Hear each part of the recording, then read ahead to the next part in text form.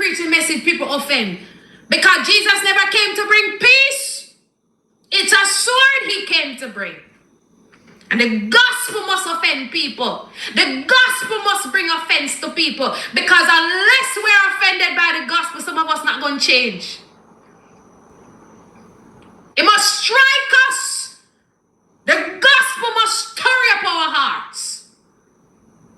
That's why we're not bother with the church them. We want to come every day with the softness and try like they want to pamper people in the gospel. I want to tell you, colorful words that your ears want to hear. Speak the word like Jesus. Let the sword come. Speak the word in season and out of season. Let it come. Are you listening to me? That is what the gospel is sent to do. So we know we're going to have enemy, but we don't care. May the enemies them come, because they shall fall. Are you listening to me? In the mighty name of Jesus. Let them come in the multitude. Let them come in the numbers, for they shall fall, because at the name of Jesus, are you listening to me? No weapon that form against his word shall prosper. And we're going to talk about that tomorrow.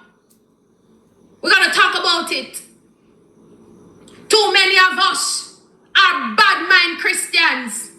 We're one-way Christians. We're one-minded Christians. We have bad heart. We only want to serve God out of a formalism way, but we don't want to worship him from the heart. And when people start to preach the truth, we're offended. Are you listening to me? But we need to go back to Calvary. We need to go back to Calvary if we're offended by the truth, because you shall know the truth tonight, and the truth shall set you free. You can't be made free from demonic oppression. You can't come out of darkness if you don't know the truth.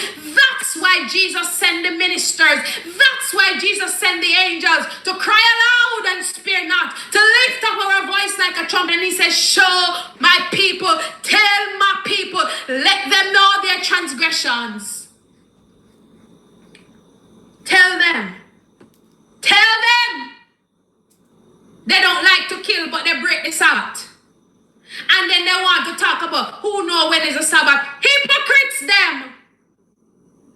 Hypocrites them. Who don't know which day are Tuesday if you go to the bank. Who don't know which day are Monday, Tuesday, Wednesday, Thursday, and Friday to go to the job. And if somebody tell you to come to an interview and you really want a job, and the person said come Wednesday morning at 3 p.m., you're not show up Thursday.